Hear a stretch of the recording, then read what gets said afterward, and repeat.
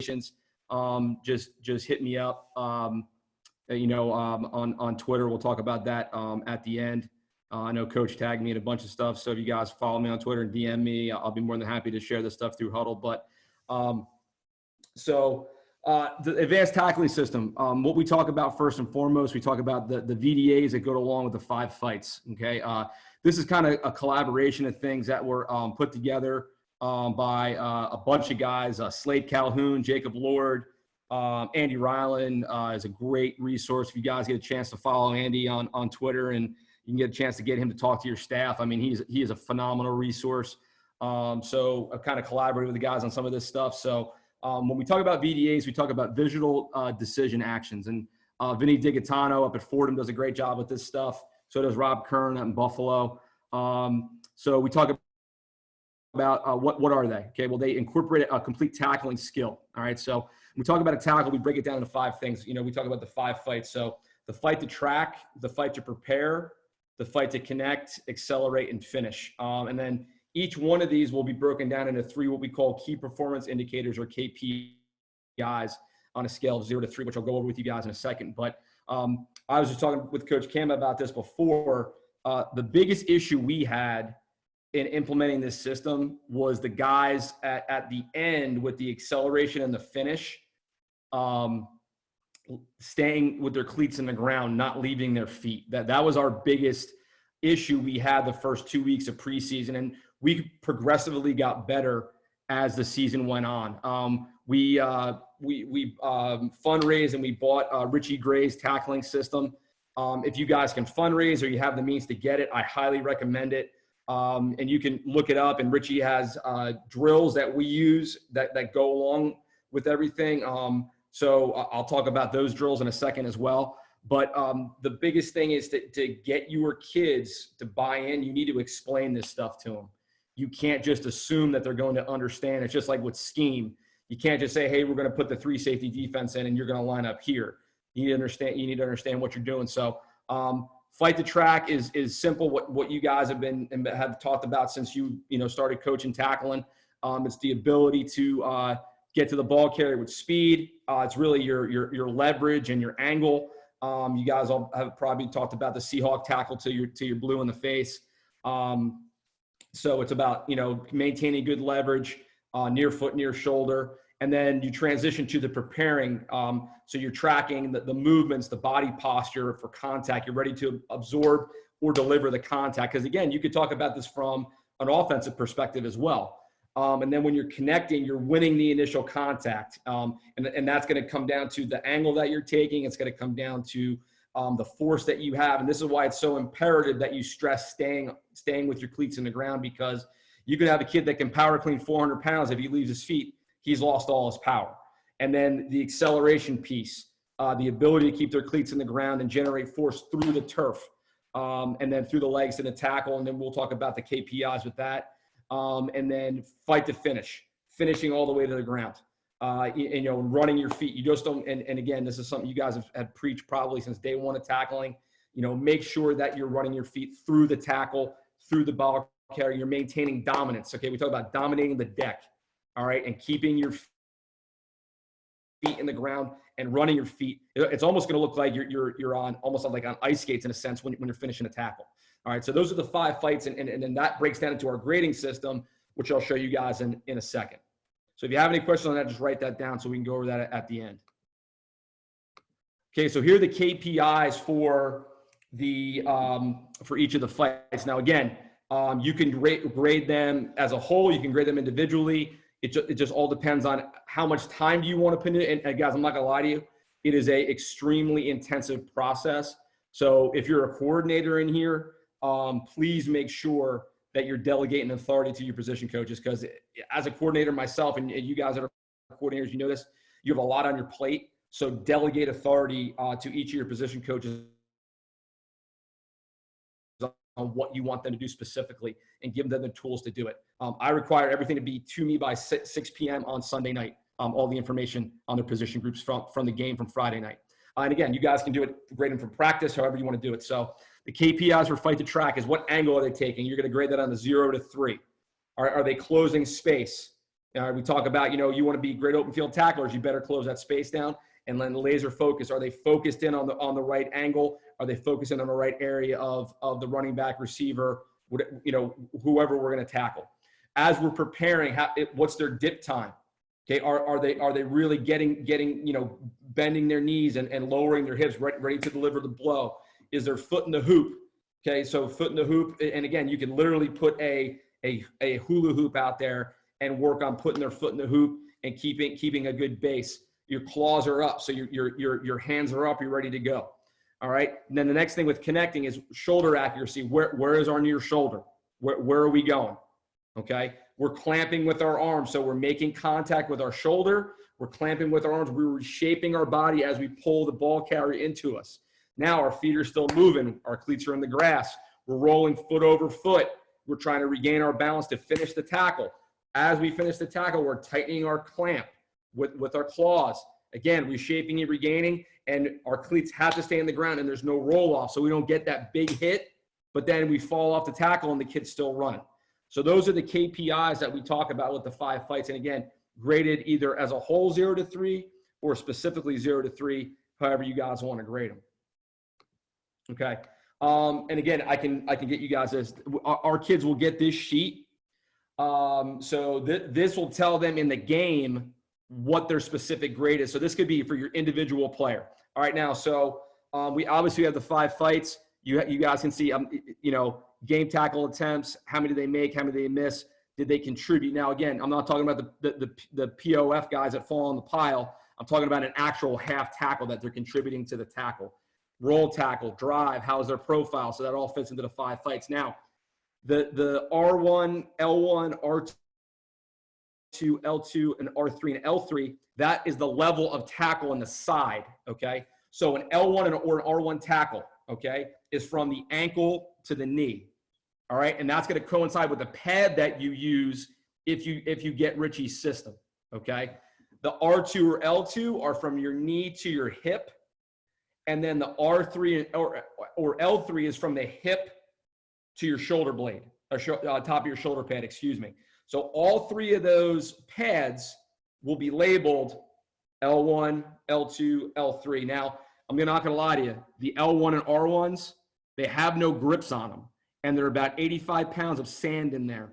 They do a lot of humbling to a lot of kids, okay? But again, as you get into this system, you can really curtail your practice and your tackling to how you're, what type of tackle you need to work on this. Well, maybe you're playing a certain running back that you don't want to work on the R1, L1. Maybe you want to work on R2, L2.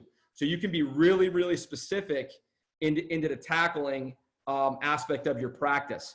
The R2 and the L2 pads and the R3 and the L3 pads, they are the height where you would make contact on that part of the body, and they have grips, okay, all around. They have 4 different grips. So you're going to clamp with your claws, hit with your shoulder, and you're going to run your feet. Now, so the way we do it is we'll set up a pad about 3 yards from our defender, and then we'll have a cone about 5 yards behind that pad. So when we make contact and we're running our feet with our cleats in the ground, they need to drive that bag through that cone. So they get conditioned to understand that when they make contact, they need to keep driving their feet. They're not just going to hit the pad and fall off. And again, you can still teach the roll tackle. We teach the roll tackle to save a touchdown. But we're really focused on this advanced tackling system. And again, this sheet can really help you out. And again, it gives your kids something tangible, and it also gives your coaches ownership of their position groups. Okay, I had a lot of help with this. This is Slade Calhoun and Jacob Lord. So this is our season tackling, and then we have spreadsheets for each individual player. And again, all this is however you want to rate these guys, man. However you want to rate them, you plug in the formula that you want, and you'll have a player. So again, you may have a parent that wants to know why their son's not playing defense. Well, you pull up game 1, player 1, and game 1, player 2. That's the same kid, and you show them the tangible information that you have. You can sit down and watch film, but then again, you have tangible information and documentation. So again, I can send you guys this stuff. I have the spreadsheet, and I have the PDF file for the tackling profile. So you guys can hit me up, at the end of the presentation. And again, if you have any questions on the tackling stuff, guys, please let me know. but again, we had growing pains in the beginning for the first 2 weeks with the kids leaving their feet and kind of not understanding, the cleats in the ground, the acceleration and the concept there. But you get them on the L1 pad and the R1 pad and 85 pounds of sand, they're going to keep their cleats in the ground because they need to drive that thing for 5 yards. That they're not going to leave their feet. Okay, so that was a really, really cool thing for us. All right. So what I'll do next is I'll get into the 3 safety stuff. All right. So I had the opportunity to, I've been involved with USA football since 2008. I had the opportunity to be involved in the International Bowl since 2016. I was a head coach 2018, 2019 for the US U17 select team. And then last year I got asked to be the head, or this past January to say, it seemed like it's been like a year since we've all been home, of being the head coach for the Japanese team. And I have a great resource in my family. He's a college football coach, so he was down recruiting, and we knew who the offensive coordinator was going to be for the U17 team, and kind of sat down and picked his brain and came up with this game plan, and was very, very effective for us. So the premise here is, before we kind of get into where everybody plays, is you guys need to understand this thing's an RPO killer. The kryptonite to this, though, is 12 personnel. So if you guys plan on implementing some of this stuff, if you get 12 personnel, you better have a curveball or a changeup ready, because there are too many gaps. Getting through that, first and foremost, what you need to understand is, what type of guys do you have here? Okay, what type of guys do you have here? Now, we were very undersized, so we always had to be mobile. We couldn't sit in certain techniques. So basically, if you have the hogs to be up here, okay, you're going to be in 10 personnel. You're going to be a 0 and 2 4s, okay, and not moving. We didn't have the luxury of doing that, so we were a 0 and 2 4s all the time, and we moved. If it was 10 personnel, we moved away from the back. Okay. Now, we always kept our inside backers in 30s because of the thing is, we wanted the box to seem light against the RPO, and it really wasn't.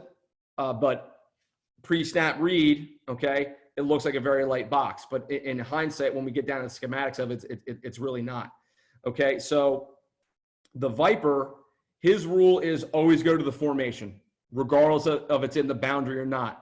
The only rule breaker for him is if we ran a corner boundary blitz called Thunder. If he heard Thunder called, he knew he was automatically going to the field regardless of the formation, and we'll get to that in a second. Okay. So again, we're going to play Tampa to the side of the Viper. So he's really helping out in the run game. Okay. He's a force hook defender. All right. We have a Tampa corner. We have our free safety. All right. Now, this has always been a point of contention with 10 personnel. All right. We're going to play trap. We're going to play invert. What are we going to do? I think it really depends on who your guys are here. Obviously, in the middle of the field, all right, any RPO team is going to be licking their chops because that's uncovered slot pre-snap. All right. So we mixed it up. We played mainly trap, and we pressured this look 3 under 3 deep.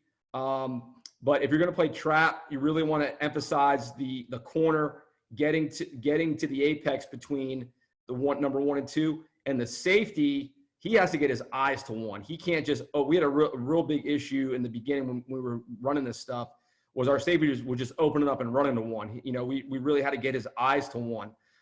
The rover, his alignment is always over number 3. Okay. So right now this is 2 by 2. The number 3 is the running back. So he's going to play at 8 yards over the running back. Okay. And he's a slow read player. So he's inside zone read to quarterback. And again, if you get that inside zone fake with that hitch, whether you're playing invert or trap, you're going to have an inside force player and an outside force player and an inside force player. So it's a really, really good defense. And you know, the kids picked it up in 7 practices, but you can be a little bit intricate with it. But like I said, if you're looking for something that's going to stop an RPO team, this is definitely it. And again, if you got motion, okay, let's say we get motion to trips.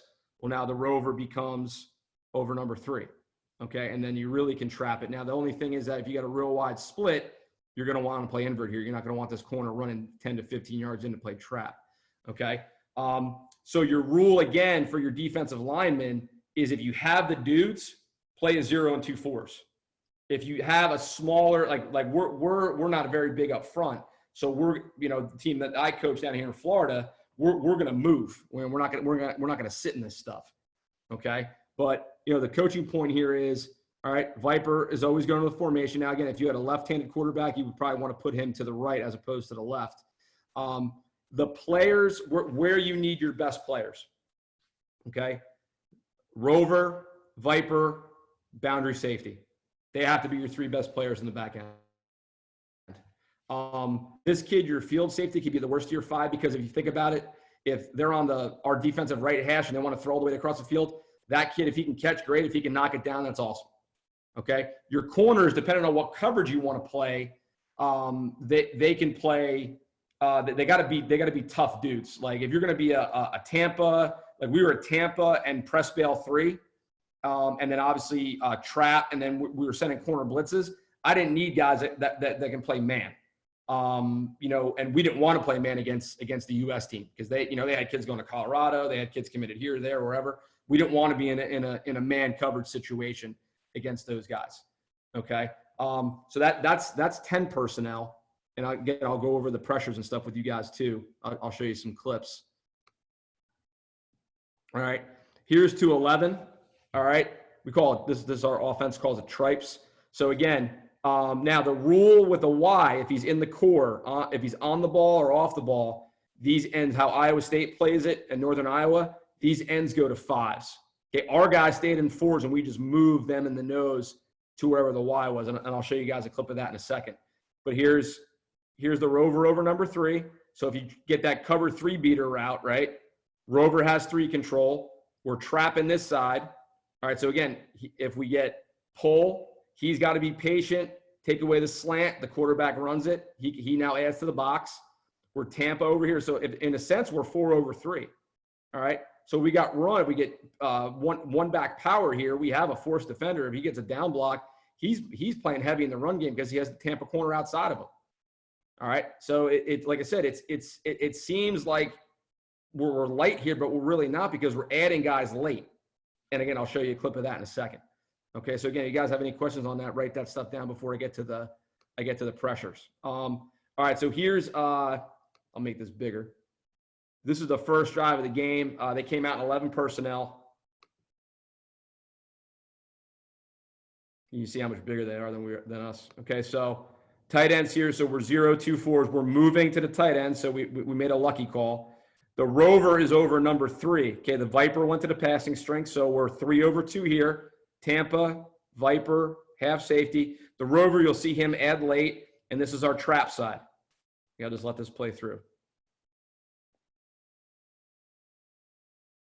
We're occupying space, man. Okay, that kid's got an offer to go to Michigan. 2-yard game. Okay, rover came in late.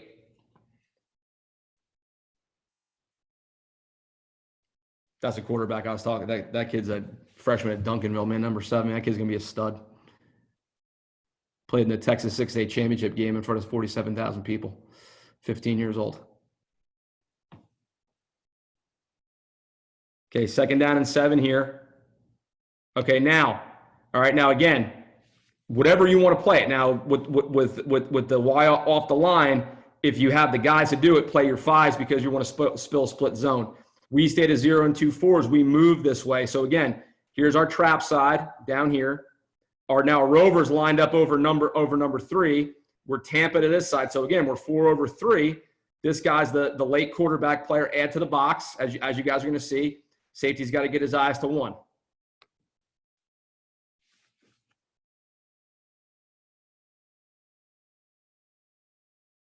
Okay, 3-yard gain. We'll take it.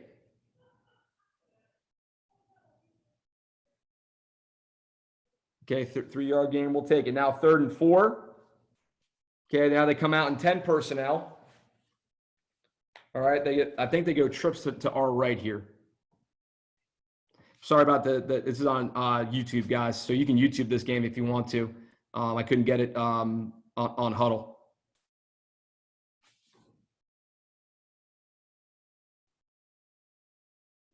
Pause it. Okay, so we're 10 personnel, 3x1. Okay, so now we're moving away from the back. So it's a lucky call. We're trapping this side. All right, we got our 2 inside backers. The Rover's over 3. So if we were to get that fake inside zone, try to throw that hitch to 3, we got that covered, and we're Tampa 2 on this side. And we scrimmaged them on a Monday night. We showed a lot of my 4-down stuff where we pressured, played single high and stuff like that. And we didn't show this till game day. So it kind of caught them a little bit off guard, which we needed to do because of their size and athleticism. So this corner, our Tampa corner, is a hell of a job coming off here off this swing pass, man. Force a punt deep in our territory. First play of the next drive, we go down and score. All right, so that's the kind of the base stuff. I'll get into the pressure stuff, and then I'll show you guys clips of that. I'll get into the pressure stuff right now. All right, let me pull up. Let's go back to the install here. Okay, let's see. All right, here's a 3 under. All right, 3 deep. If you guys are worried about uncovered slot and kind of forcing a throw, we started everything in 2 high, and this is why I say your Rover's got to kind of be your dude, because he's got to play in the run. He also has to play cover number 3 vertical, and he also has to play the middle of the field. So we called this smoke, and our bail 3 was poach. So we want smoke. All right, they heard smoke. The ends knew they were inside. The nose always went left. Viper hard off the edge. Backer always away from the Viper on smoke or fire was going. And then he'd wrap, and again, it'd be a peel rule, and whoever was to the side of the back would be peeled to quarterback. These guys come down on the snap. They're the force flat defenders, collision in 2 hard, and then we're bailing thirds here, and then the Rover becomes the middle of the field. So again, if you're afraid of playing inverted trap to that uncovered slot, this could be a good changeup for you. And again, you're getting pressure now. And again, this linebacker knew the only open gap here was this A gap. And that's something, again, with the pressure stuff, we always talked about landmarks. We always talked about where guys are supposed to be, where they're supposed to, where do they need to get to. So we did blitz period during the week.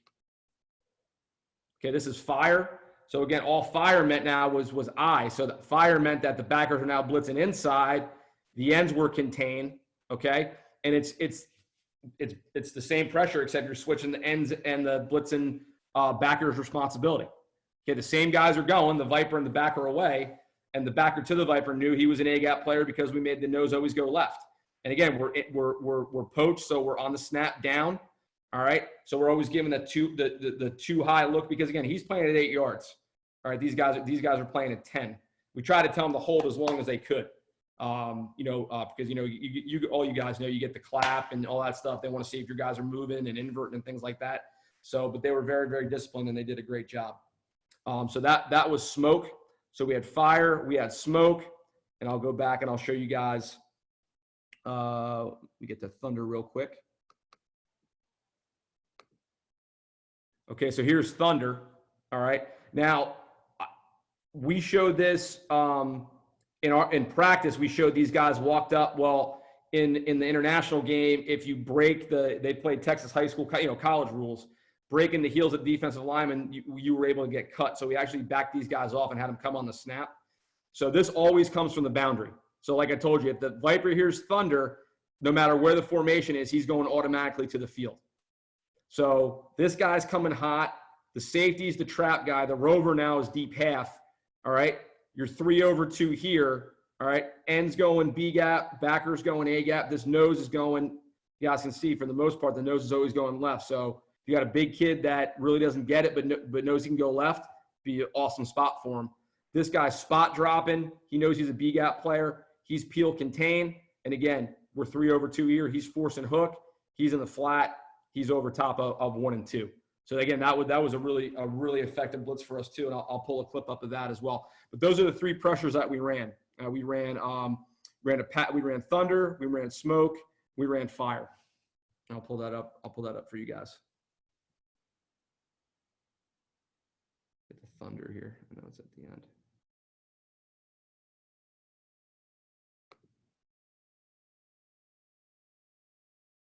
Okay, here we go. They ran it on first down. They had balls on the hash. All right, so again here, we get an ad? What's going on here? Yep, we got an ad. Fantastic. Second time that's happened to me.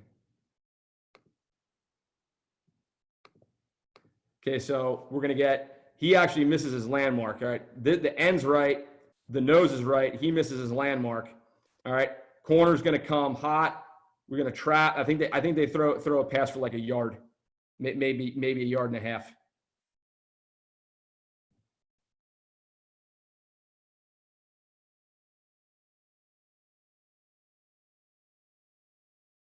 So a pretty good job of forcing the issue there.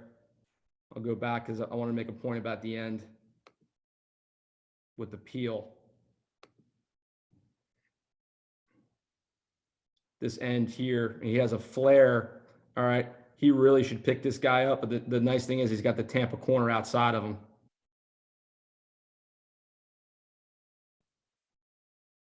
That's a hell of a job. That's what I'd say. Like your boundary safety, your Viper and your Rover got to be your three best dudes. But again, if you have three really good defensive linemen, it's also going to help you as well because they're just going to eat up space. Let me see here. Get to some smoke and fire stuff here.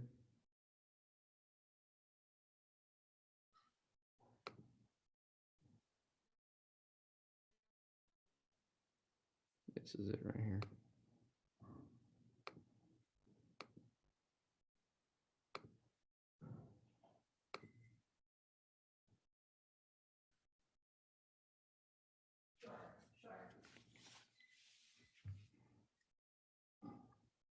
Okay, this is just a base call here. You see the Rover's over 3. Yeah. Okay, Viper's here, and like I said, the beauty part, like we have pressure with 3, we're dropping 8. We actually get a holding call here.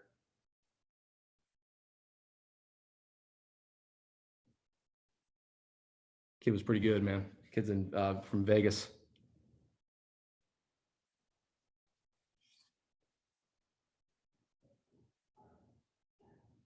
Get down to the.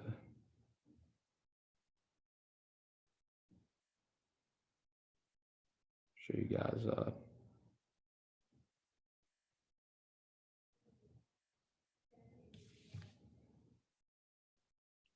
Apologize about this, guys.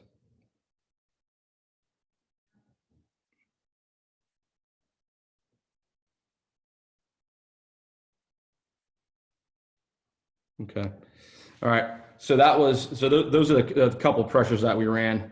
Some of the other stuff that you can do, okay, with this stuff, we didn't see it, but I'll go over it anyway.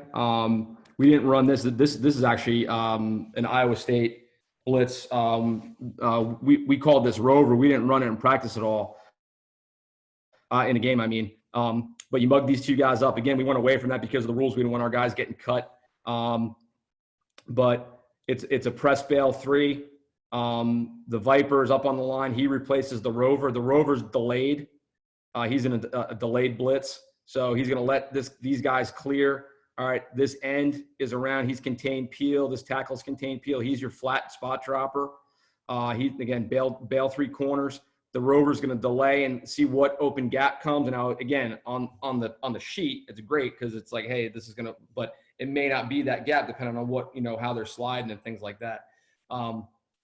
So, like I said, that was something that we didn't run. But again, it's another pressure you can run, and it's it's not man coverage in a sense. It's 3 under, 3 deep. But it was something we didn't run, but we did practice. Another way, if you guys wanted to line up to 10 personnel, this is stack. We didn't run this at all because again, we had 7 practices. We really didn't have enough time. But if you guys are really concerned about the slots being uncovered, you can drop your Rover down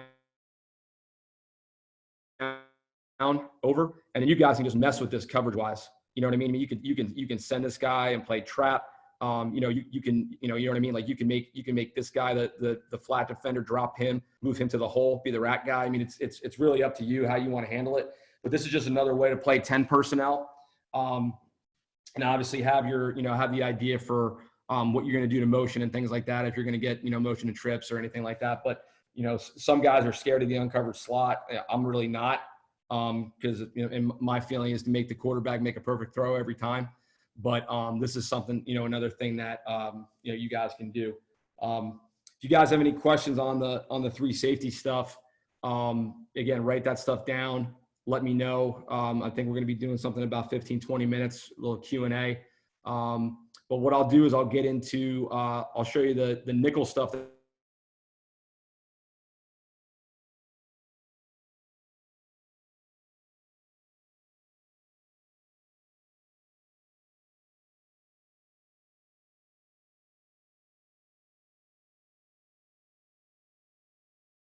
we're going to run this year, but we're going to run this nickel package. Here's my Twitter, guys. If any guys follow me and DM me, I'll send you presentations. I'll send you this presentation. I'll send you the tackling stuff. Whatever you guys need, I'd be more than happy to hit, to share all this stuff with you. Just our goals, what we talk about. Okay. This is Thunder out of the 2-4-5. So you're not trapping anything anymore. You have your jack is your drop, your flat defender, your Viper is your flat defender. So it's the same blitz. It's just your guys have different landmarks. And then your rover, same rules. Looking for number 3, looking to help with the back. And again, playing really a Tampa look on the left, and playing I wouldn't say it'd be more of a Tampa because you have a flat defender, but you're not going to get a jam on number 1 because the corner's coming. But again, just from the boundary. Okay, just from the boundary. I mean, if you have a kid that can get there from the field, I mean, it can make something happen. I mean, I think that's awesome. Good for you. But again, it's the same exact blitz. If you were going to go from the 3 safety to the nickel. So we're going to be a 3 down. We're going to have 3 packages this year. We're going to have a 3-4. We're going to have a nickel, and we're going to have a delta package. And 3, this will be part of the nickel package that we're going to run. If you guys see any of the air raid stuff, any of the 92 mesh, the high-low stuff, this is pretty effective against it. I did a lot of studying in the offseason so far on Georgia and what they do. So basically, you're going to get a delayed blitz up the middle by your mic. And again, you guys can see we only have 2 down linemen here. We have the 2 backers, and then we have the 2 hybrid kids. You always want to pressure to the side of the back. This guy is going to be simulated like he's coming. So we're going to work with him, step into the outside shoulder to open up this for the linebacker. And then again, we're going to send this backer here. Now this guy's, and again, you work this with your Viper. This guy is now the rat on, and again, they don't want to throw the 2-yard underneath route. They want to get you with the 10-yard over route. So this guy's going to become your rat on the crosser. And again, depending on what kind of kids you have here, you want to trap this, you want to play 2 read, you want to play palms, your 3/2 here, so you could play a little bit of Tampa. But again, this simulated guy, you could also too, what I like about it is, because this guy's going to be more of a strong safety type, you can use him as a spy on the quarterback. So you can get him coming and then be an aggressive spy. So once the quarterback doesn't break contain, but once he starts to make a move, that guy goes. And then again, you get the teams that are going to flip-flop backs on you. So they'll start here and they'll move. You just got to work it where now you make, I don't know, whatever kind of call you guys make. We make a Ringo Lucky call. We make an Oscar call if we're changing sides. So whatever call you guys use, but now, that would change. This guy is the blitzer and this guy is the rat. So you'd have to, work that in practice. But I feel that this will be a pretty effective blitz for you guys. If you're seeing a lot of that air raid stuff and a lot of the, the high-low crossing from the slot, even if you see the clear with the number 1 dig behind it, this is pretty good. But again, you need to go over with whether it's your Viper or your Jack, what their landmark is and who they're looking for. Just don't assume the kid's going to understand that, hey, I need you to get to where, you're going to replace the linebacker, but you need to look for work. Just don't stop where the linebacker was. So again, good blitz for us this year. This one again, this one we're going to call Magic. So this is good against 3x1. So we have the end first, the nose second, the backer's the third guy. He's a little bit on delay. 1,000, 1,002. He's going. The Viper is looking at collision 3. Here's your simulated guy again. He can be a peel defender if you need him to. He can be a spy if you need him to. But again, he's going to make that tackle step out because generally get the man side here anyway. So he's going to get the tackle to step out. And again, you guys can see you're going to be palms. You could play Tampa. Put safety on 3 control here. It's all up to how you guys want to play it, and then what your personnel dictates. The biggest thing I can tell you about this stuff is put your guys in the best position to be successful. Drill them, understand it. And you guys have been coaching for a long time. I'm not telling you something you guys don't know. If they don't get it by like Wednesday, it's probably not good. And you don't want to put them in the position where they're playing it on Friday night and they do the same thing they did on Wednesday, because you have the opportunity to change it or putting somebody else in or things like that. But I think this could be a very good pressure against the run or the pass, especially with the RPO stuff that we're seeing. Okay, here's something from a different look. If you're going to do a 4-down look, again, you got your 2 D linemen. This is Thunder, but now you're getting the boundary trap. You're getting a trap here. This guy's got a long haul, but he can line up and get over to the deep half, depending on what you want to do here. This backer's got 3 control. But again, it's a different look. Again, my whole thing is you want to make the quarterback, especially at the high school level, you want to make him extremely uncomfortable. And again, guys, let's be honest, RPO offenses don't want to hand the ball off. They want to pull the ball and try to get the ball into space, whether it's a tunnel, whether it's a bubble. For the most part, most guys that are RPO guys, they want to get the ball out on the perimeter. Okay, but again, the more looks you give them, the more in-game coaching they have to do. And again, you're doing it within the realm of your package. You're not overextending or blowing your kids' minds on this stuff, because you'll have, well, we're all gonna have a lot of time to put the installs in. But you're going to have a decent amount of time to do this stuff. So again, figure out what your kids are good at and have them, again, landmark, where do they belong? Where do they belong? If they're a blitzer, where do they go? If they're a trap, what do they need to look for?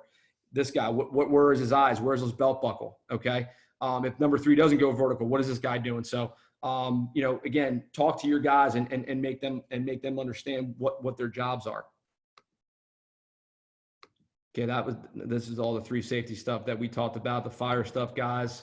And again, if you guys want this stuff, please contact me. I'd be more than happy to share it with you on Huddle. So this is the 3-man stuff against empty. I've always been a big believer of, if you're blocking 5, I'm sending 6, and that guy's got to make a quick decision, and the ball's got to come out now. So we called it lightning, and then we ran blue. Which was you can play palms, you could play Tampa 2 with the rover having his rule still with number 3, and we played trap here, or you can play invert, whatever you want to play. Or if you want to play 0, play 0. If you have the guys to play 0, go get it. You know what I mean? Go get it. We're fortunate enough at my high school I'm at now, we can do that. We can play some 0 and do this, but it's depending on what the down and distance is, you might want to change it up a little bit. But again, you get a 6-man pressure. You get this nice cross here. This is the only blitz in the 3-down package where the nose, when he's over the center in a 0, is going to the right. So you can tell your nose, fire, poach, thunder, you're always going left. Okay? You hear lightning, you know you're going right. Okay? So it could be something that's a key for you guys. But this is a good pressure against empty. Out of that 3 safety look, you get the 6-man pressure. And again, again, if you want to play invert here, because you think he's going to throw the uncovered slot, you want to play trap, you want to invert here and still have him have 3 control. It's up to you guys, depending on what your kids can get. This is a little bit of our 30 stack stuff out of the three-man line. We call this money eagle. So we just, walking our stack guys up and sending them off the edge, and playing 3 deep behind it. Because we wanted to change up. We were playing a couple spread teams that we wanted to get more athletes on the field. And there's a prevent defense for us, just straight money. And again, I'll send this to you guys. This is a defense that we're going to run this year because we're going to be a 3 down. So this is Siren, and this is a 3-man pressure that I got from Michigan. So they're playing a little bit invert here. They're playing a little bit of Tampa, but you're getting good pressure. You're getting that anchor all the way across the guard's face, and you're getting that Mike and that Sam to go, and you're basically overloading that side. So this is against 2 detached. We ran Siren a little bit differently this year. We overloaded the side of the back. So if I go back to, let me go back to this. What we would do is to the side of the back, we would have the end go out, and we would cross the inside backer in the B gap, and this outside backer in the A gap, and the nose would go left. So we'd be 4 for 3 over on this side. So that we implemented it, but we ran it a little different. And the last thing I'll show you guys before we want to get to the questions is I'll get to a little bit of our double A gap stuff that we run at Palmetto. And then we'll you know what? I'll go over some overload stuff real quick. So we have 2, this is out of our 4-2-5 stuff. We've been running this for a few years now. So it's basically the same blitz. It's just where you want the Viper to go. All right. So this is Panther. So if the Viper hears Panther, he knows he needs to find the passing strength. So we gave our D line a call. So we went Panther Lucky, Panther Ringo. So right here, this would be Panther Ringo. And we're playing 0 behind it. So the only thing is that left defensive tackle, he has to get across the center's face, and then this backer is delaying here. So the Viper is a quarterback peel player, but he should come unblocked for the most part. Now Bama, go to Bama here. Bama just means that he's lining up to the back. So no matter what happens,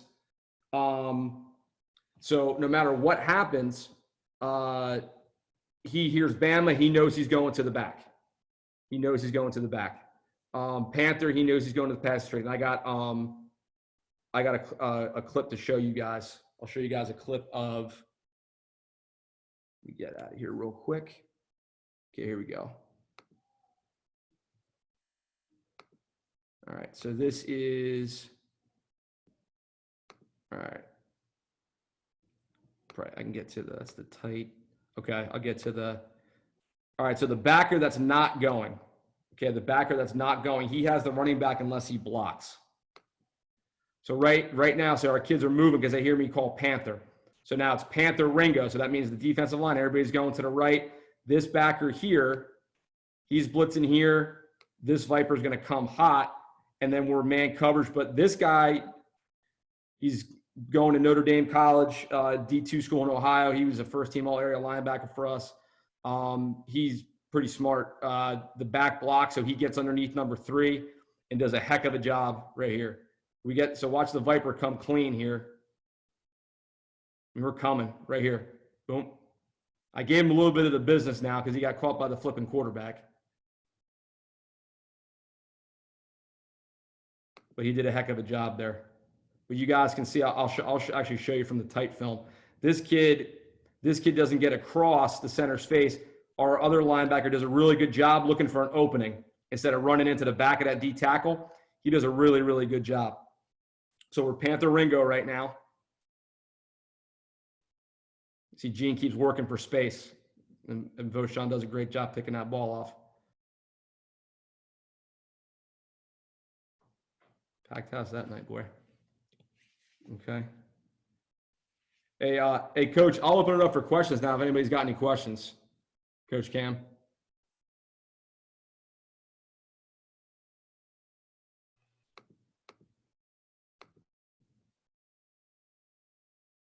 or Coach Niles? Fellas, we're going to go ahead and unmute you all. So if anyone has a question, just kind of go ahead and shoot. Oh, somebody's got a question. Any questions? Passage indicating that there was in fact a plot coming together. If Mr. Glover wasn't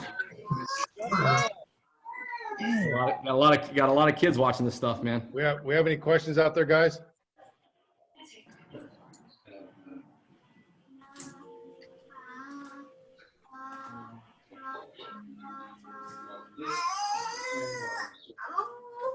A lot of kids with questions. Yeah, we're all doing that that home thing. It's all good. That's it, man. Now, as we unmute everybody. We unmuted everybody. Coach, if you could put your Twitter back up so everybody could get that, that'd be helpful. Yep, I got you. Is Coach Digatano in here? I could see his name, or is that another Vincent Digatano? I think it's Coach Digatano out there.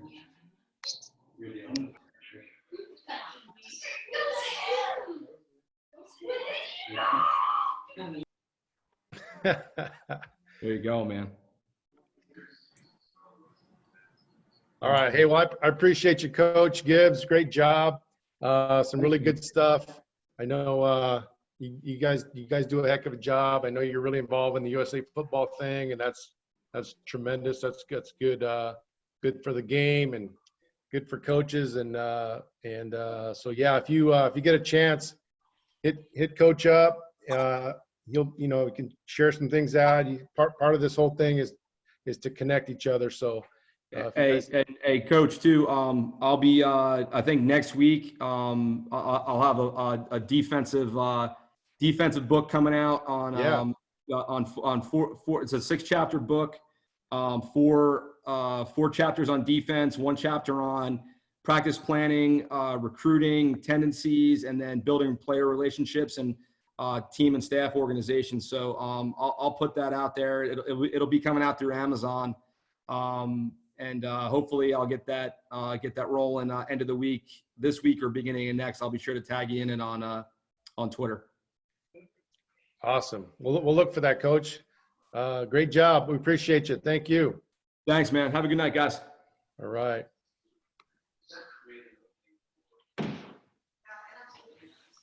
We'll take a quick break. We'll take a quick break here, and we'll get Coach Everett. Where you at, Coach? You here? Can you hear us? I'm here. You got me? Yeah, I can hear you now, Coach. Okay. All right. We'll let's go ahead and we're gonna mute everybody real quick here, and then we'll just we'll get back into your session. How's that, Coach? You all right? Okay. That's perfect.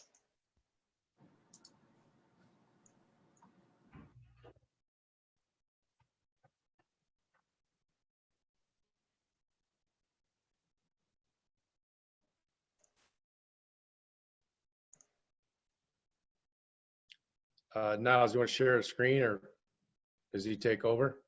Yeah, Coach Everett, if you want to, you should be able to share your screen now. We can just check and make sure everything's working properly. Okay. Let's go screen 1. Got my boys right there. Nice. Yeah, we got you, Got Coach. me? All right. Got you. Let's get this. Perfect. All right, cool. Let me get, see, start video. We got a little bit more time, or? Yeah, we'll give it a little time. Maybe some of these guys are refreshing their cocktail or whatever. I like it. You should be. That's good. Nice.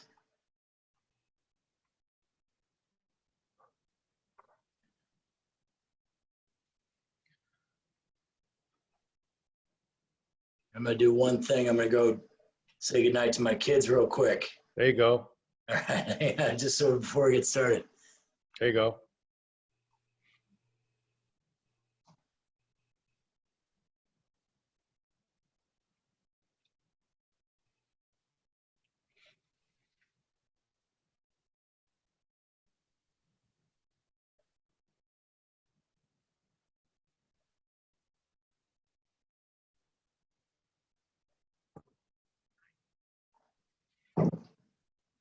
All right, guys. This is Coach Camarillo. Listen, we just heard. I don't know if you guys come on later, but we just heard from another coach. Covered some tackling, some 3 safety stuff. Some defense was really good. And what we're going to ask you is that we don't have the ask a question or the chat or raise a hand function on tonight. So we'll ask you to keep your question, make a note or something of the question, and then we'll ask Coach Everette at the end of his deal to leave it open for a little bit of Q&A, and I'm sure he'll want to answer some questions, and we'll go from there. So if you try to use the functionality of asking a question in the middle of the presentation, it won't allow you to do it. So we'll make sure we save time at the end, and we'll take care of business that way. Just remind everybody we're every Tuesday, every Thursday. If you guys want to share some things out as far as our Twitter handle and all that kind of stuff, where to find us.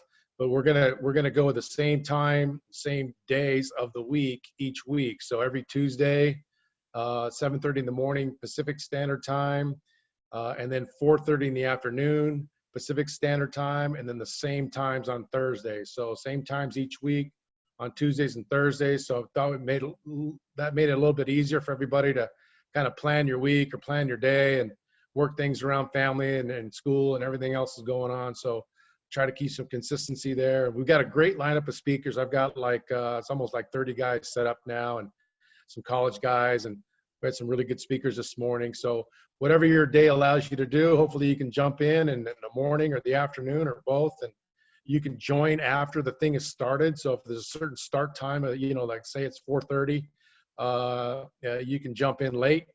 You have to sign in, and away we go. So we should be good.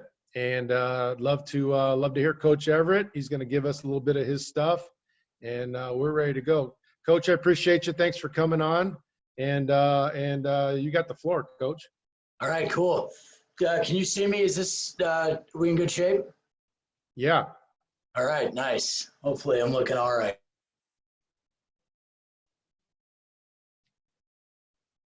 Excited about this, and Jim, thanks for inviting me. This is cool, but I'll be honest, this is something I'm really passionate about. And thanks to Coach Gibbs for going first and tonight, because he talked tackling stuff, and that was awesome. It's something near and dear with Richie and Vinny and Andy, what those guys are doing. It's a great thing to look into. It's a crazy rabbit hole to fall down to also. So my information's here on the screen. There's my Twitter handle, and then my email address. I'm pretty responsive. I got 2 kids, so I don't sleep very much. Obviously I eat a lot. That's, you guys are looking at me, but so just hit me up. I'll help you out with anything I can. Simulation and tackling are kind of my things, but hopefully we'll be able to see that we can play some defense also. I did a clinic on G defense yesterday, but I started off kind of talking through the things that I believe. So this is the schedule of what we're going to work through here, but I want to start with some things that I believe, just kind of preach at you guys for a little bit and talk through some of that stuff. But I really feel we're fortunate to be a part of this. Times like right now really show the community that we're a part of, and all the things that, people are jumping on computers to talk football and replacing spring practice and watching coaches communicate with their players and staff. And it is really great. And I don't think that's true in every profession. And I don't even think it's true in every coaching profession. Football is special, and we got to treat it as such. I will go to the grave believing this: the defense always outnumbers the offense. So realistically, every play should be won by the defense. Every play. Doesn't matter. There's 14 defensive players on the field. The two sidelines are terrific. The end zone's terrible. They are defensive players. They've chosen a side. So use that when you're fitting things out and scheming people up. This is something I fight through all the time. Don't be intimidated by football jargon. You know, you get people talking about things, and my go-to is always the Johnson route. It's like, well, we just play Johnson rod coverage, and always someone's like, I don't know what Johnson rod coverage is, and it's like, who cares what Johnson rod coverage is? Trust the things that you're doing. Everybody in this game was taught by somebody else. Everybody. It doesn't matter. So, get around the people who are willing to share. Get around, people who want to answer questions and pay it forward. And we're fortunate because that's the majority of our profession. So gravitate to those people. Be secure in asking a question if you don't understand, because everyone's been there at some point, and you may have a great idea, but you don't call it what everybody else does. Who cares? I really believe in numbers in terms, it's certainly defensive football, but the statistics and tendencies are a real thing. They really tell who certainly an offensive play caller is, but they are not hard and fast in the sense that you can't deviate from them. I like to talk about them as being the GPS, so the numbers will tell us when we get off course, but we don't have to. If you know where you're going, and the numbers say to go a different way, it's okay. There's different ways to get to certain spots, but use those numbers, know those numbers, because they are important. It will be your roadmap to get there, although there's some good detours to take along the way. The true teachers never stop learning. It doesn't matter how good you get at something, keep learning, find something else. And I think that's good for everybody to find something that you don't know. A tip I'll give you guys that, I think everybody should do is learn Microsoft shortcuts in this time that we have off. If you want to learn something new, something to challenge yourself, a good friend, Rusty Wright and Scott Lem did this, take your mouse away and try to work a computer without a mouse. Just go in the shortcuts in the Microsoft Office way. It's awesome, and it'll pay huge dividends for you. Then last, and this is awesome, I think, there's no best way. There's no, magic bullet on defense. There's no, great offensive play. It's about the players, but, the best scheme that you can run is the one that you can teach the best. It doesn't matter if somebody else has great success with very similar players. Yeah, learn from those people. But until you can teach it in an elite manner, you're not gonna get the most out of it. So, your best scheme is the one that you can teach the best. And it's not the one that you're most comfortable with. That's not what I said. It's the one that you can teach the best. That's pretty important. All right, so why go into the three safety tight front? So just listening to Coach Gibbs before us, I'm going to talk a little bit different on this three safety front, but I'll talk about the evolution of it. So we started running this back in 2015, and I put his name up on Twitter. There's a great player that we coached, name's Kevin Petrillo, and plays lacrosse at Georgetown now. But I mean, this cat could just flat out play football, and he's even better at lacrosse player, which is scary. But we were playing this double slot option team, and I went back and I actually found it. So I'm going to slide this over so you guys can see it. This is literally the install that we use. But this is Kevin Petrillo right here. And this kid, we were a 50 team, so we had two inside linebackers right there. But we said, how can we adjust to the cheese motion that's going to come and get that extra guy to the hat? So this is the way this whole thing started. We just said, all right, we got two pretty good inside linebackers. Let's just let this kid run. And so he just went alley to alley all game long. And this is where it came from. This is against South County in Virginia, who just won the 6A state championship in Virginia. But we beat them back in 2015 in the state semifinals. And that's where this whole thing started. Now, it has evolved into something that I think is pretty cool. And I'll talk through, why myself and the staff that I've been fortunate to work with made some of those changes. And some of them seem to not make much sense. But we're going to get into that tonight.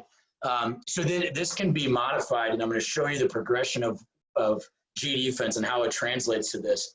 But what I like the best about it is it creates a practice plan for you, because based on alignment, you're going to eliminate a lot of what the offense can run.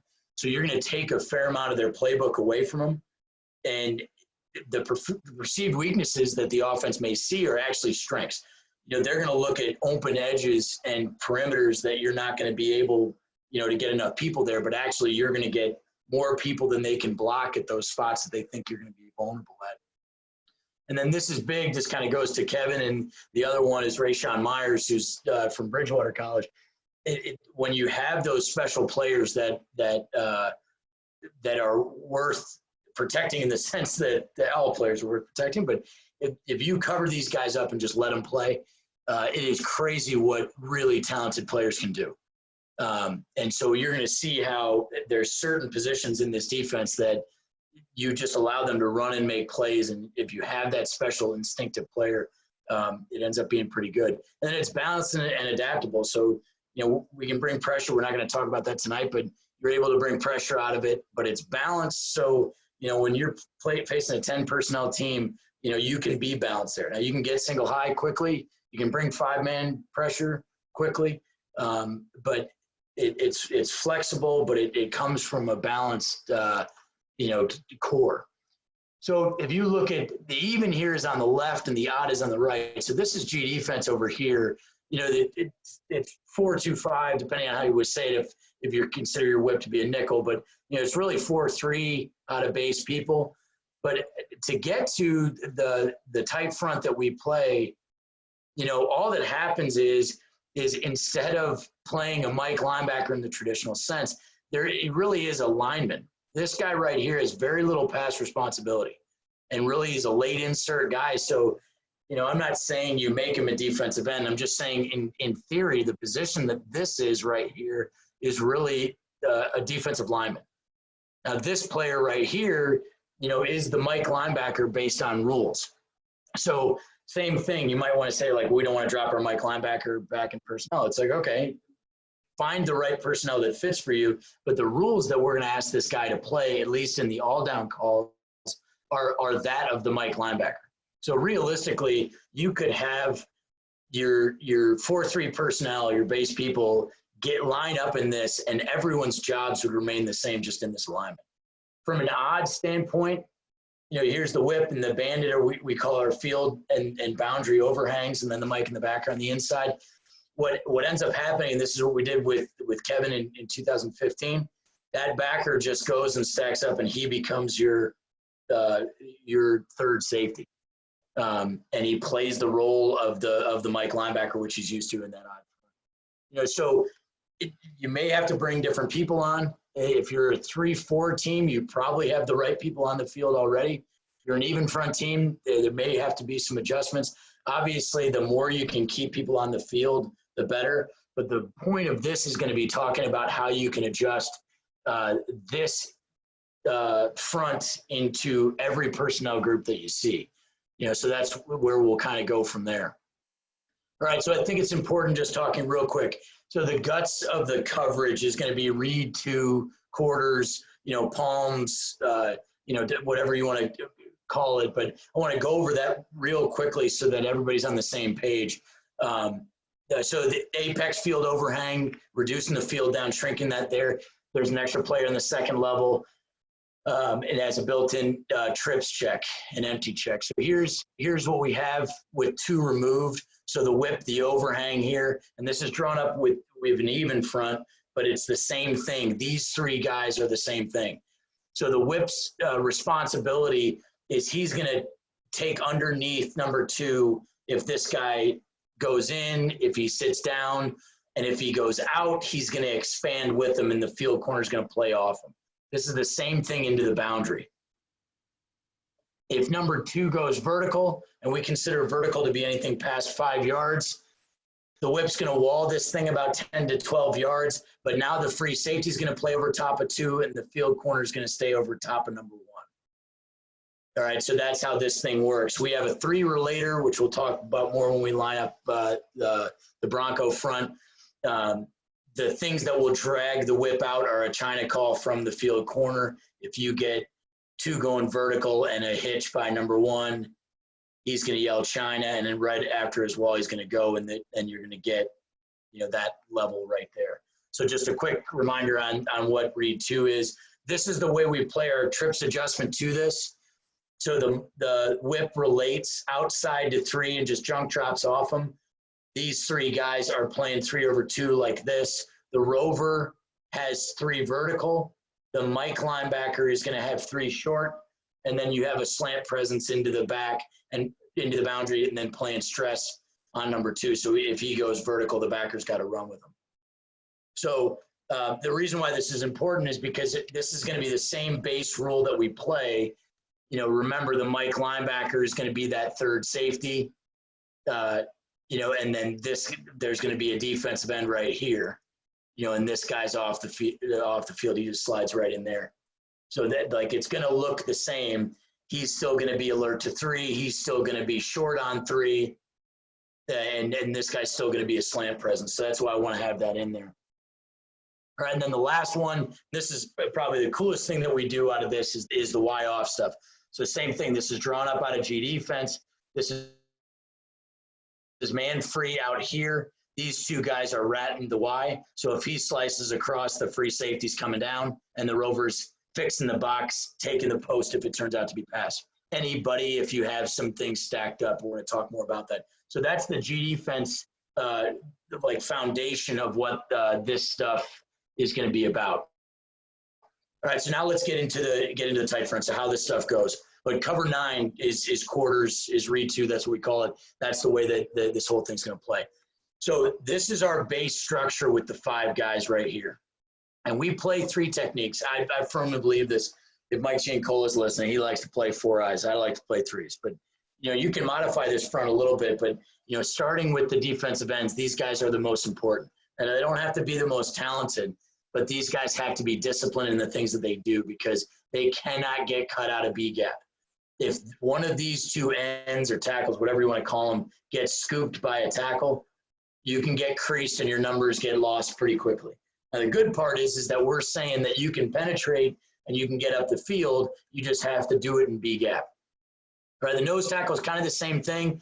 You know, you got this from really it's a wing T-buster, but in his mouth, out his ass. We don't 2-gap this thing because of the 3 techniques. You don't have to lag this guy with flow away. You know, he really, if you control the center, and the whole idea is to protect this guy right here, this guy will do his job. And I'll show you some clips of when that doesn't happen and what it does. It makes things a little bit harder. So the Mike's job, he's going to be 3 to 4. You don't want to get too much more out of that because you don't want him overrunning anything.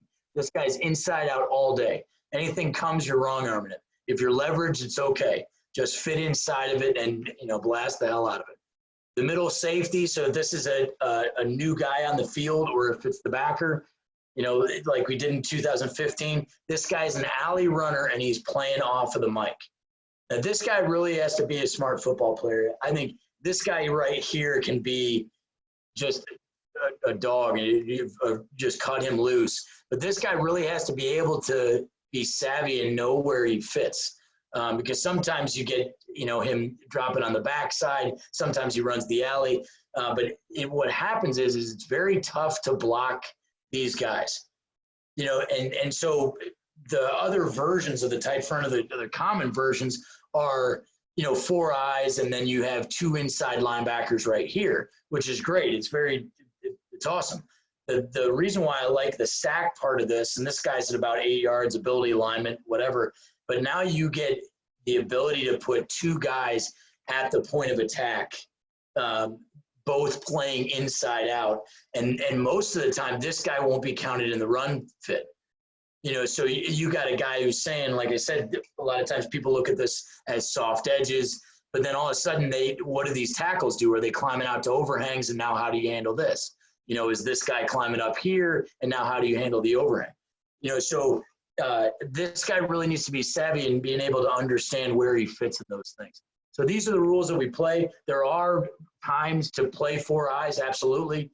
If you're looking to start this, I would start with 3s and tell those guys you earn the right to go play in a 4-eye. And then if you go get cut out, then you have to go sit down, because that is going to be a cardinal rule that, you know, that you can't have.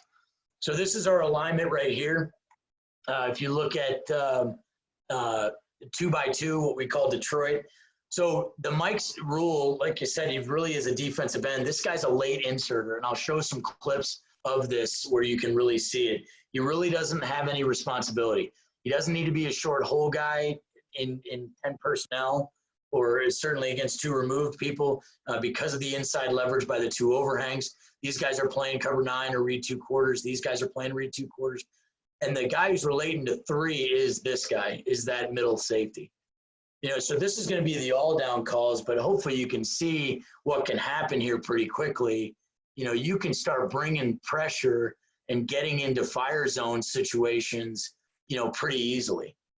And so keeping that same structure, but then all of a sudden now the edges come and you're running saw with fire zone coverage behind it. So this is the same way that we would play it. There's quarters here, but the 3 relator is right here, and our late inserter is coming from here. And a lot of times people will say, well, you can't set the perimeter if you're playing in B gap. Certainly if you're playing 3 techniques. I would challenge people to say, how are you going to protect, what's your pass protection against these 3 techniques? Especially if you have these guys kind of dancing in and out and things like that. And then depending on what happens, like this guy, if you, handle these guys here, or even if you go full slide, the second that this guy sees an opening, he's going to trigger off it because he doesn't have the pass responsibility. And I'll show you some clips of that. So you can contain in B gap. You absolutely can do that, especially against spread teams. So here's 3x1. So just like G defense, these 3 guys are playing cover 3 or cover 9. So he's going to drop off of the number 3 and then play his read 2 stuff. The middle safety is the one that's going to seal that fast 3. So if he sits down right now, he's going to take him. All right. If he goes vertical, the rover's got him, and this guy's just playing in the short hole. This guy's still the Mike linebacker is still the short or the insert player, and then you have the slant presence backside. Or if it's 3x1. He has his stress call, so if he gets that, he's running with him. So there's our 3x1 adjustment. All right, so before we get into this, I want to show some run fits about what this should look like. Okay, so here's 2x2. Let me get this out of the way. All right, so here is just traditional zone read. So the big thing is look at this tackle right here. How does he handle that overhang? And I tell you the evolution of this. When we first started playing this, we had these 2 guys right up on the ball, and the overhangs were on the ball. And that actually made things harder for us and easier for the offensive line, because now it's those guys are declared on the line of scrimmage. And even if they're leaving, it still doesn't make a difference. You put these guys out in space, and now how do you handle this? If the tackle doesn't climb out to him, this guy just triggers. If he leaves right now you literally have one-on-one. I mean, look at what's happening here. We have 7 guys inside the core. Not inside the core. We got 5 guys inside the core, but 2 clean overhangs. And even in their best, even if the quarterback is involved, you can't block them all. So look what happens here. The leverage of the guards going to double the nose and combo up to the mic. Now you have a backside guy who's going to struggle to make it. And then what do you do with that middle runner? So all this, so we are gap sound with a free hitter coming from the middle, and these 2 guys being our best players. All right, so here's some other stuff. So this is the way to block this. I'm going to show you 3 things. Offensive guys probably not listen to this, but they should. This is the way you have to beat it, is you got to pull people. And realistically, you have to pull more than 1. So you can see the center pulled on this one. And so the Mike's going to wrong arm that one. Here comes the Bronco setting the edge on it. And the rover, the alert player on 3, is going to have to make that tackle. Now, there are a lot of advantages that you have. This guy is going to get scooped or tried to get scooped by the tackle in order to make this work. So there's a lot of plays that can be made. I have this drawn up so you can see it. All right, this is what I would do if I was an offensive guy playing this. Sorry, Coach Giancola, if you're listening. I would tug these tackles and let the center take the nose wherever he wants to go, and then let this thing pick. Now, you can still beat it, but you're taking advantage of the angles that are there. All right, and the last one is, this is the greatest play in football from an offensive standpoint, is run midline. But you can still see you can fit this thing out. The 3 techniques, diving down, and then there's the Bronco, but this would be a game plan adjustment to be able to take that. So those are some things of, number one, how people block it. So this one right here, this is the way the majority of the people play it, and you can outnumber it. This is how you have to beat it to be able to pull two guys, but you're still at an advantage with angles on the backside, and then you're still forcing this thing to bounce. All right, and then some other ideas that are there. So here's some different, just watch this from the wide, but take a look at what happens to the nose. The nose doesn't get his hands on the center, and the center is able to climb up. And so this play becomes harder than it needs to be. It's only a 4-yard gain, but really this guy should be unblocked. That guy right there. But the center climbs up to him because the tackle gets cut down, or the nose tackle gets cut by the guard. The next thing is look at what this kid does. He's the backside 3 technique. He ends up making the tackle. You really should have 2 guys there at the point of attack. All right, so watch him right here.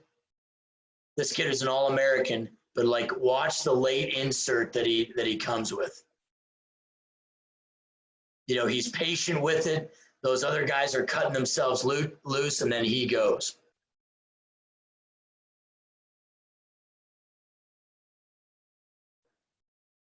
Okay, so this is probably the best look at a late insert. So if you watch 52 and watch this guy go, now he misses it, but watch what happens. I mean, he just gets a clear run at it, made a lot of plays.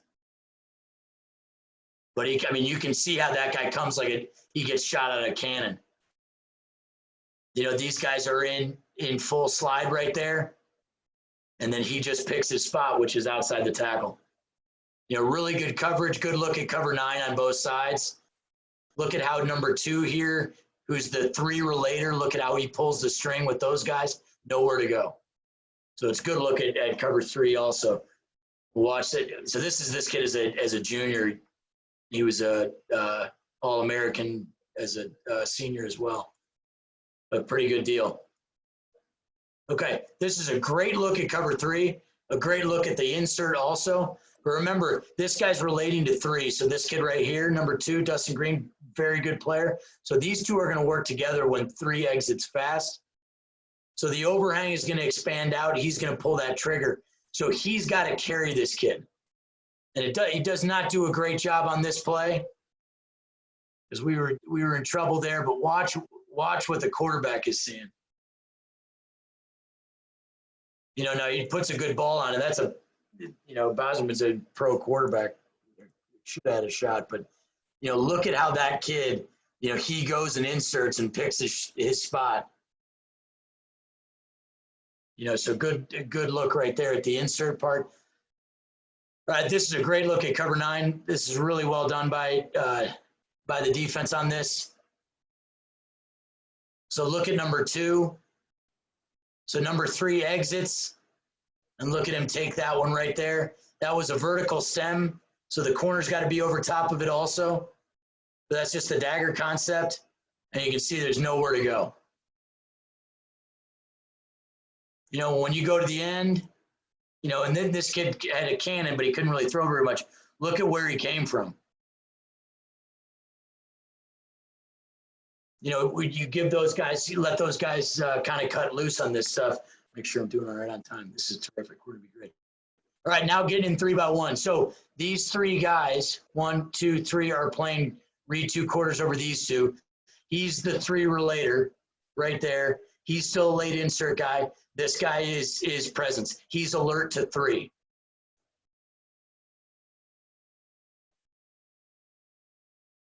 All right, so look at where all these guys fit. They try to bubble 3, and they do a good job of adjustment, but look at where everybody fits.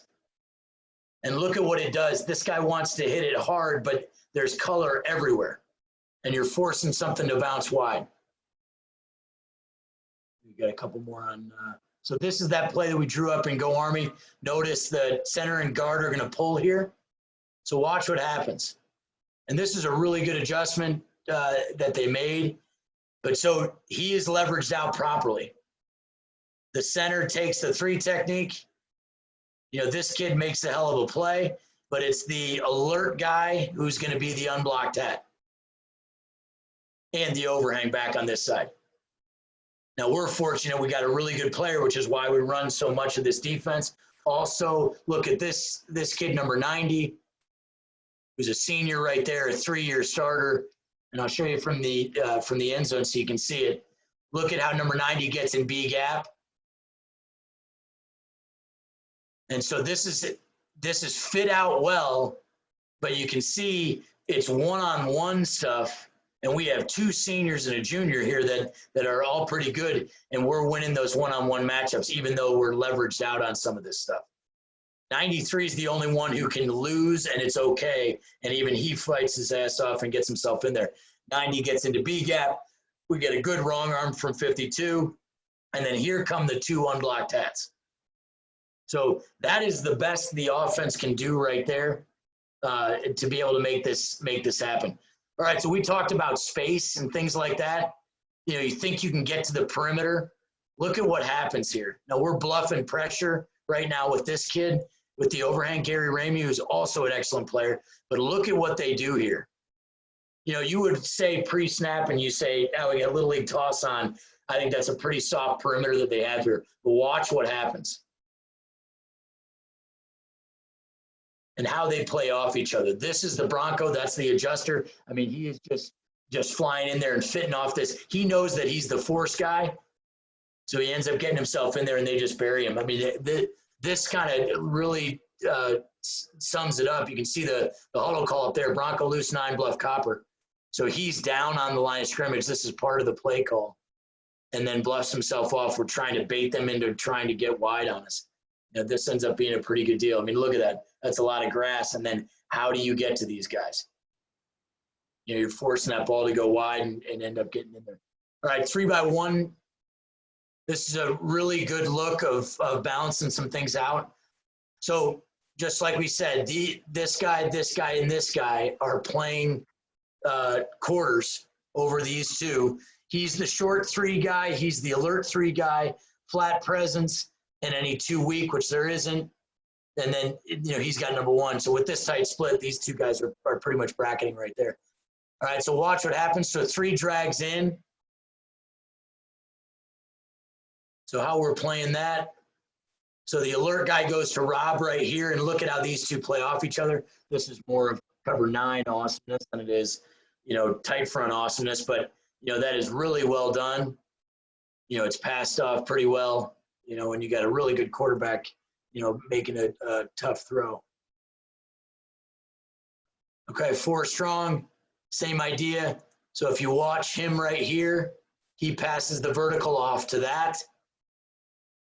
Pause this so we can get it.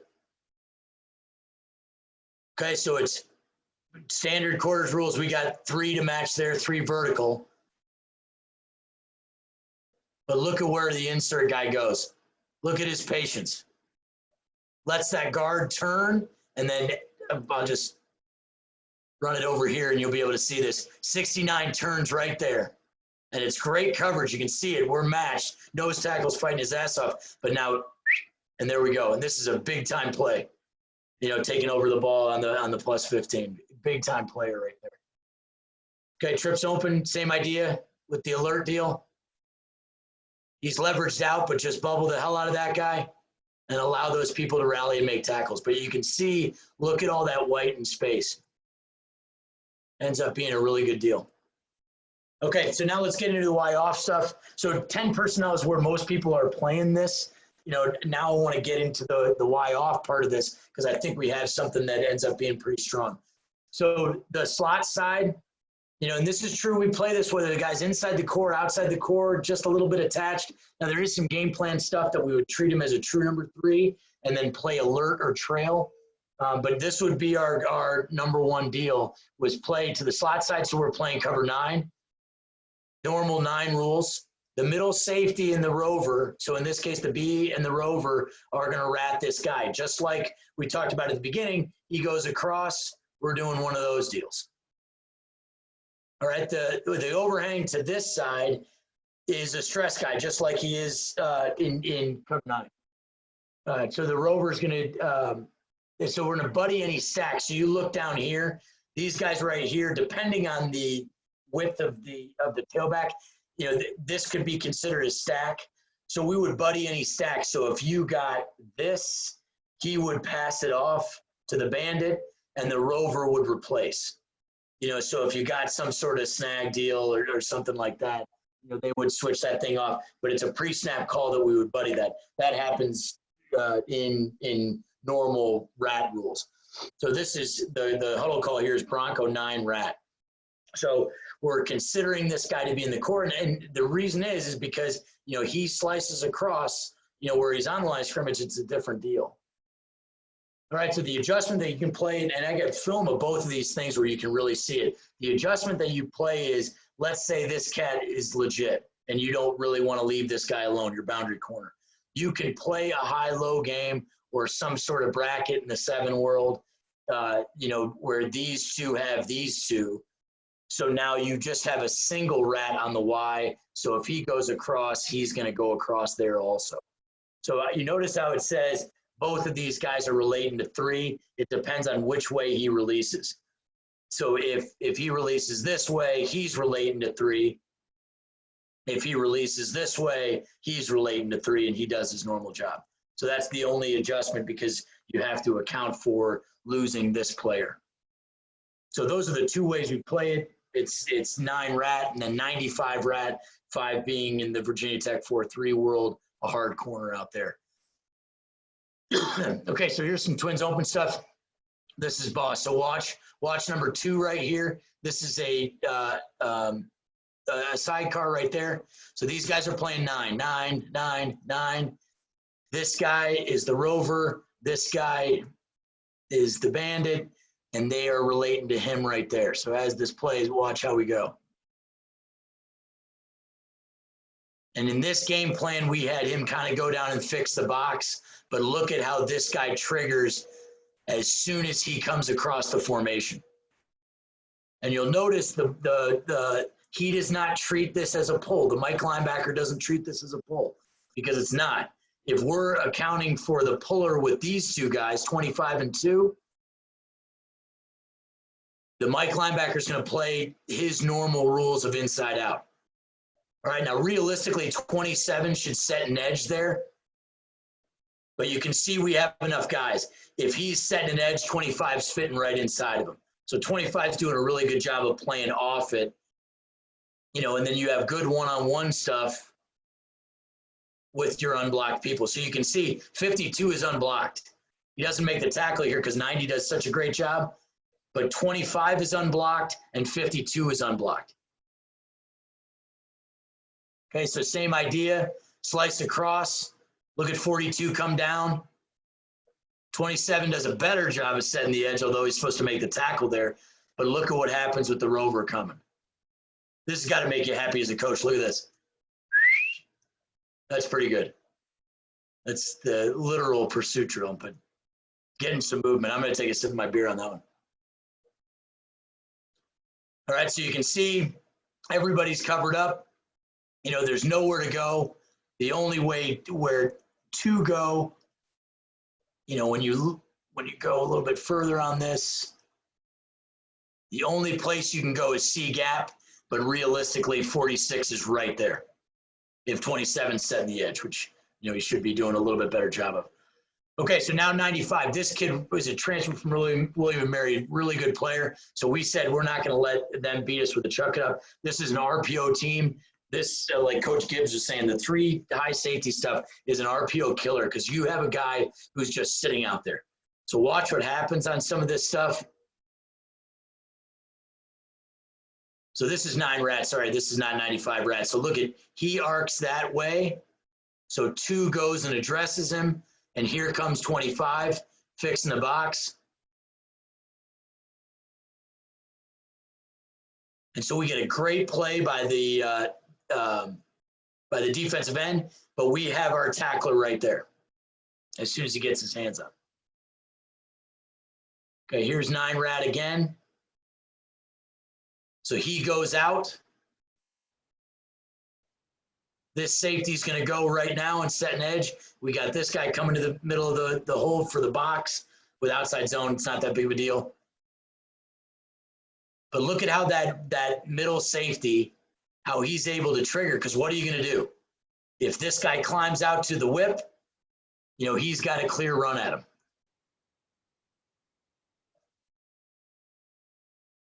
You cannot block that guy. You know, 68 has to block down in the 3 technique. You know, the center gets the best of 52 there, although notice he doesn't go down and still ends up making the final tackle. You know, you'll notice what happened, guys. They pulled the center and they pulled the guard.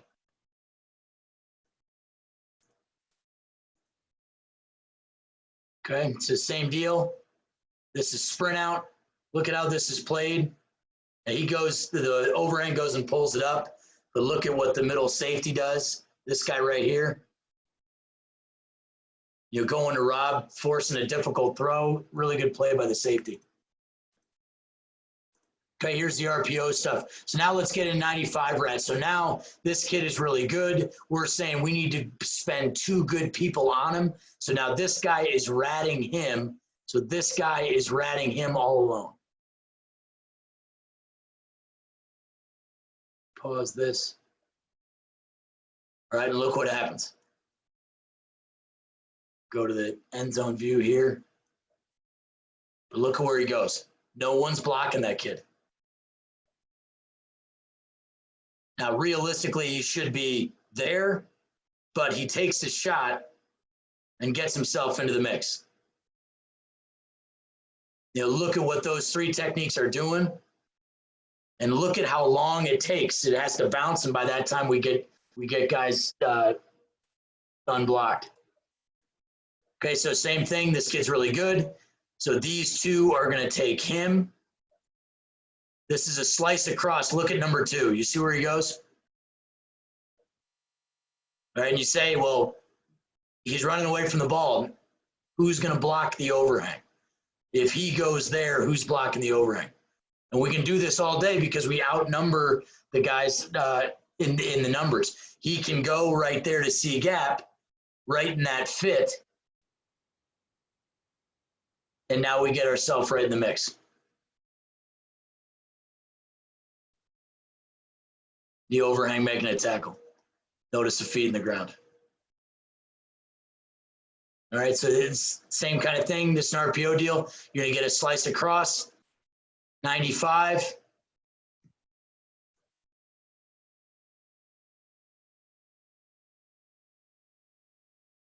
And look at where that middle safety comes up and makes a tackle. So those protected guys, the Mike linebacker and that bandit position, you know, make sure you choose those guys wisely because they need to make a lot of tackles. And this is a great look because, you know, this kid's blocked. There's no question, but you can't block him. You want to double one of these guys up front, you can't block either one of these guys. The numbers is always with you, and we're spending a safety to help out on the corner as well. Okay, so same idea here.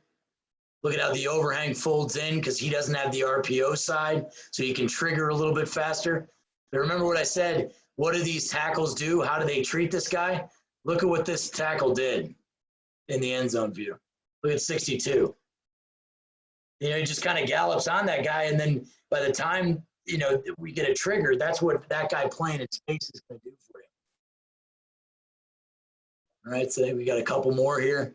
This one's just awesome from a tackling standpoint, but it just shows really good cover 9. I think this is like the first play of the game or something like that defensively. I mean, look at that corner, look at that safety, try to fight to regain his feet. I mean, that's a demoralizing thing, just kind of going through some of the tackling stuff we've done.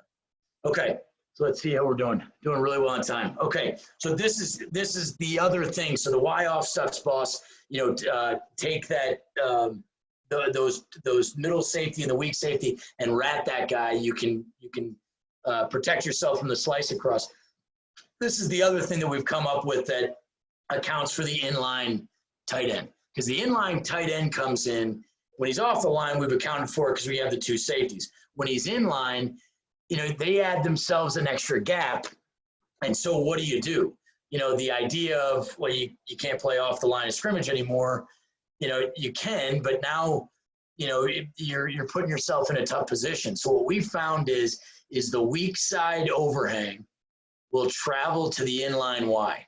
I've got some great film on this. Weak side overhang travels with the inline Y. Okay, so, and his job is to pry. So depending on how good this player is, you could play him outside, you could play him head up and just cage him. Or if he needs to just take that gap and pry it right now, then go. All right, but you'll notice it says the Mike is now a short hole player. And the reason being is because we've inserted our fourth rusher with the guy who's accounting for the Y. So you can see here it is against Pro Twins, where he is into the boundary. Here it is against Trey Open, where he's now to the field. It doesn't matter where this Y goes, he travels with him. All right, so it's really important on the formation recognition part of it and knowing where your personnel is. He is a C gap player. So essentially what we've done, we've covered up A and B gap by these guys, and now we've covered C gap by having the overhang there. So now the C gap, the non-closed C gap is now accounted for by the overhang. So the trick is that this guy travels, his rule breaker. So now we need a weak side overhang. So we bring that weak side overhang, the rover now comes down, and the short 3 player, which is the middle safety, now trails and will own 3 going vertical. All right, so this guy right here, if Y goes vertical, he's got to run with him. There's no more alert. The stress call is now for the rover. So, if 2 comes out of the backfield, he's got to take him. Okay. So that's going to be the deal in that one. And then we'll get into 12 personnel. Let me show you just real quickly. I'm going to go back to Y off real fast because I'll show you some of those fits that you may not have seen just to make it clean. So these are the guys who are ratting him right there. And this is what our fits would look like. Just on a standard zone play. He sees this guy step up. He's going to fix the box middle of the hole. All right, on slice, he slices across. Look at how we yin and yang these two. Same idea. How do you handle the tackles? Are they going to climb to him?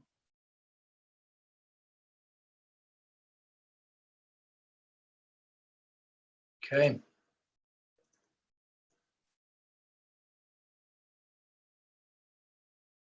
Okay, same idea.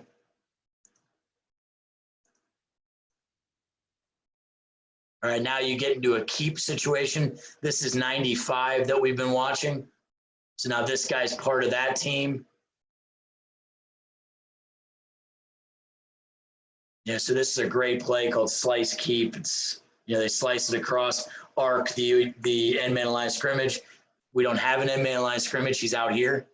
So he's allowed to sniff out that pass, and then all of a sudden, here comes that kid coming from the second level. Here it is one more time. So same thing, 95. He kicks him. We're right there. We have our gap responsibilities. So that's just the way that we fit out on that stuff. Okay, so now talking 12 personnel. So the biggest thing on 12 personnel, and I'm going to talk about it 12 personnel, but it's also 2 gap. The big piece on this is that it's corners over now. So when you get big people into the game, then 12 personnel or 21 personnel, it's got to be corners over if you get 2 speed to the same side. Okay, now if they come out in a formation that is not 12 or 21, but just with 12 and 21 people, just play it like it is the normal formation. Okay, I need to move that guy off. That's illegal. So the corner's over, so they're going to run no matter where they're going.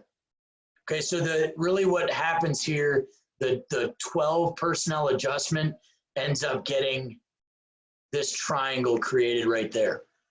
All right, if there's 2 inline tight ends, both of these guys are prying, and so you have a short hole player, and then you have the triangle right over top.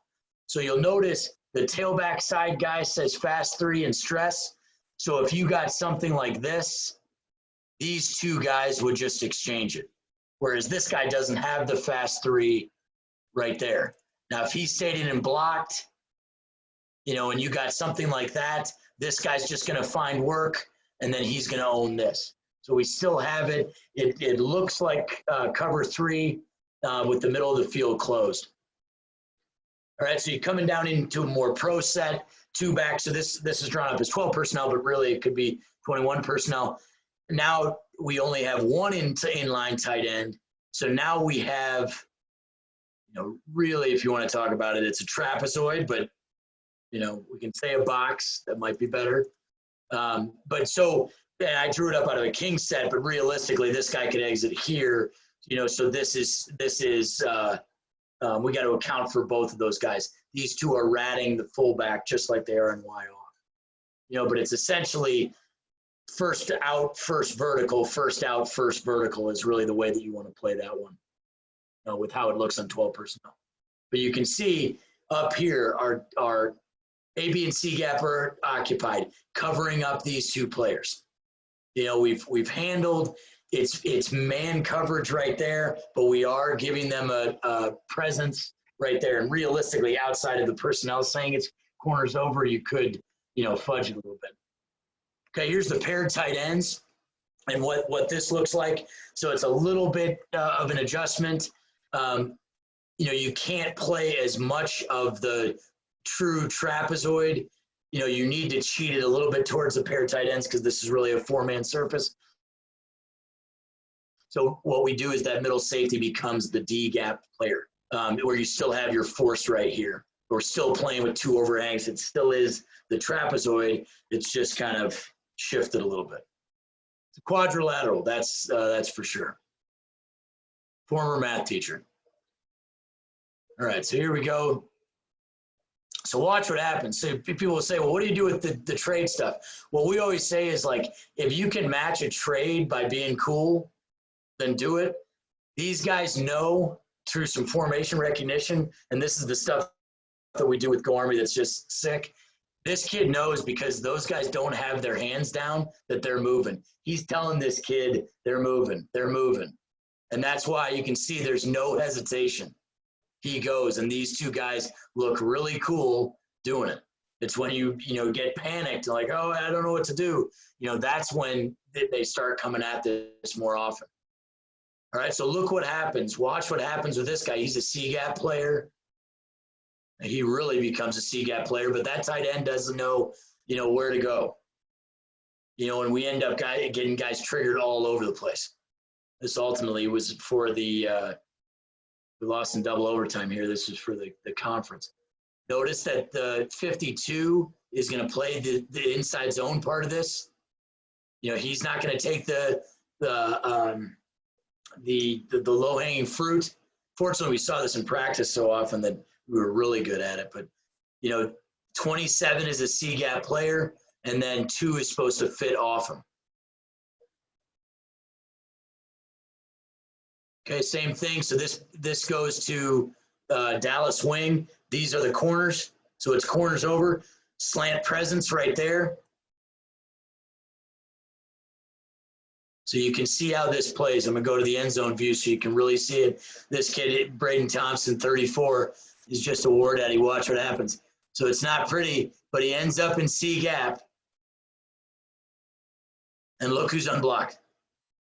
Sitting in D gap. That's the middle safety, the guy who's cheated. Now, realistically, the free safety should be cheated a little bit more over, making our goofy quadrilateral. Yeah, but that ends up looking pretty good. That was an all-American running back right there. We're doing pretty well on time here. All right, so just a couple of things on just some off-topic ideas. So I'm really big into technology, so I love that stuff. But find your balance in what's effective and efficient. You know, so there's some great technology out there, but it can be crippling sometimes if you try to do too much. Lay your stuff in, do what's right for you, take advantage of it. And this is a great time to do it, obviously. We talked about this before with the jargon thing. Trust yourself, and if you don't know, ask. keep learning on those things, but keep asking. But trust yourself. You're running a lot of the stuff that the highest levels are doing. So some of my favorite things here. So the first thing is Snipping Tool. I shared this yesterday and got some great feedback. So I'm going to show you the Snipping Tool. It's part of Windows 10. But like now I can copy this and paste it into PowerPoint. If you just go to your computer, it's automatically on there. It's just an app called the Snipping Tool. It's basically print screen, just a lot easier. So that is awesome. Google Forms is free. It's a great way to interact, find out what your players are doing. I fired up Lumosity. It's a brain game. My 6-year-old plays it. It's just really fun in the morning. Obviously, Gourmet Edge Simulation, I'm a firm believer in what it can do. It doesn't have to do all the stuff that I showed you. It doesn't have to show you all the fit things. If you just used it as formation recognition for your defense and blitz pickup for your offense, if you just use those two things, that's 80% of the juice and very minimal investment. If you start off on that part of it, and see where it takes you in your process. Then the last one, a buddy of mine, Coach Tom up in Michigan, it does high and tight. I talked to him today, told him I was going to put this thing in here. So he made this football that has a beep in it. Every time it doesn't, it beeps when you have the right pressure on the football. It is phenomenal. If you go to highandtight.com, and the footballs are like $100, but we used them with I was with the Memphis Express and the AAF, and we used it, and I mean it's a trip, and what it does for ball security, because not only do you have to hold it the right way vertically, but it has to have the right pressure, inside the ball. So go and take a look at that, and then if you put Coach E as the code, you get a little love on that one. So those are just some of the things that I'm into. I've spent this past off season, had the opportunity to join a staff, and it wasn't right before the 2019 season after we all got fired from the AAF, and so I spent this past season just studying. And I actually spent more time studying offense than defense. But take those opportunities when things slow down to learn something else about the game, and especially something that's outside of your comfort zone. And I've been very fortunate to be able to do that and meet some great people along the way. So here's my my stuff again, my Twitter handle, and then my email. Just shoot me an email. I'll throw you the PDF of this thing, and or whatever you need in any way that I can help. I'm here. But this is awesome. I love this stuff. So I hope that came through, and I appreciate you guys taking the time.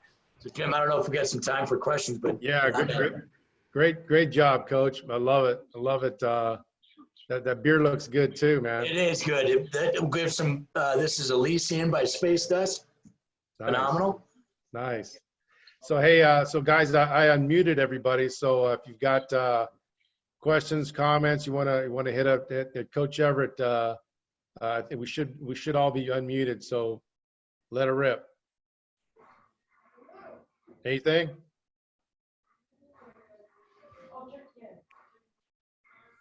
Good. Must have done that good of a job, I guess. Yeah.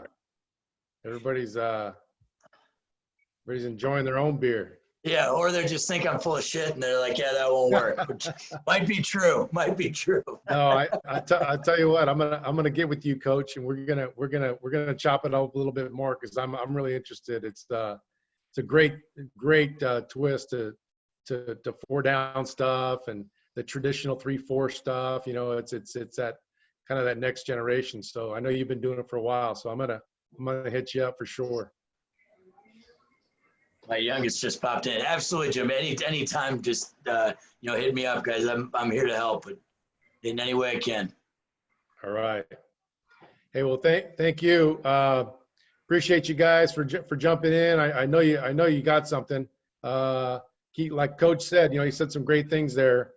Keep learning, right? I mean, just it's a borrowing man's game, right? Coaching. So pick up something a little bit and make it fit for your program, or just keep studying and you'll pick up some things. And I love it. And it's guys like Coach Everett that want to share, and every week we're going to get together, keep doing this kind of stuff. So spread the word a little bit, and we'll keep doing this thing and keep rock and rolling. Stay safe out there, everybody. All right. So enjoy your evenings, and if there isn't any other questions or last comments, we'll we'll hit the road. All right, guys. Thank you. Thanks everybody. Appreciate it. Thank you. Thank you, Rob.